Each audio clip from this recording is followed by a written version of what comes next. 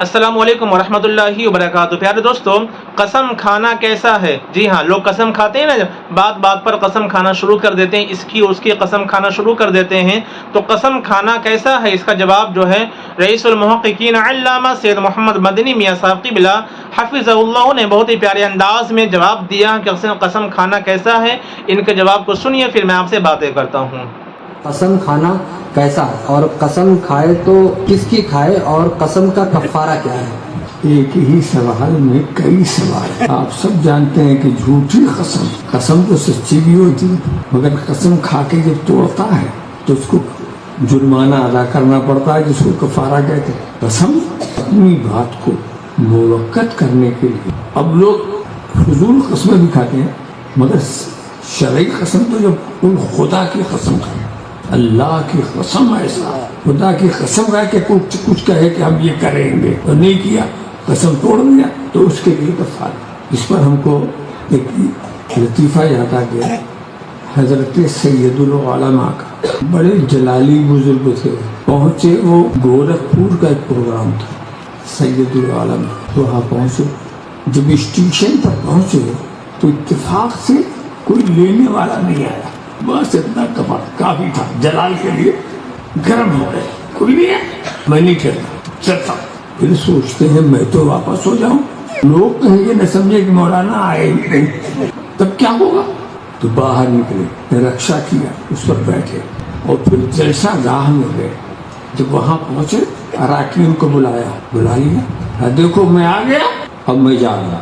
اب لوگ ہاتھ پیر جوڑنے لگے، ارے حضرت یہ ہوگا وہ ہوگا، کچھ نہیں، میں نہیں رکتا، اور قسم کھا لیا، وہی بیٹھے، قسم میں نہیں رکوں گا۔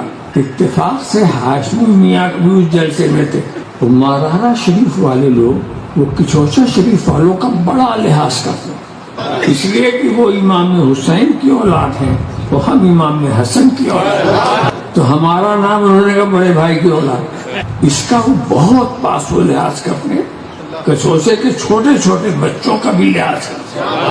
مارا شریف کا ہمیشہ سے یہ دستور رہا، کچوچا شریف ان کا لحاظ کرتا، تو وہ غصے والے تو بہت تھے، جلال والے تو بہت تھے، بگڑ گئے۔ تو لوگوں نے ہاشمی میں سے کہا حضرت آپ منائیے۔ اب انہوں نے بھی سمجھانا شروع کیا، میں تو قسم کھا گیا ہوں۔ ہاشمی نے کہا اب تو آپ کا رکنا ضروری، آپ قسم کھا گئے ہیں، اب آپ کا رکنا ضروری، اور یہ اب آپ کے رکنے سے فائدہ ہے، آپ اپنی قسم توڑیے اور کفارے کا انتظام میں کراتا ہوں، آپ رکیں گے پوری قوم خوش ہو جائے گی، کفارہ ادا ہوگا، بیچارے مسکین خود ہو جائے گے۔ تو وہ مسکرانے لگے، کیونکہ بڑے بھائی کا فیصلہ ہو گیا، رک گئے۔ تو غریبوں کا فائدہ تو اسی میں کہ آپ خوب قسمیں کھائیں، خوب توڑیں اور خوب کفارہ ادا کریں۔ اس طرح کے مسائل جو ہیں کوئی اہم نہیں ہے، آپ اپنے مقامی علماء سے بھی پوچھ سکتے ہیں، اور علماء سے پوچھنے کی عادت ڈالیے۔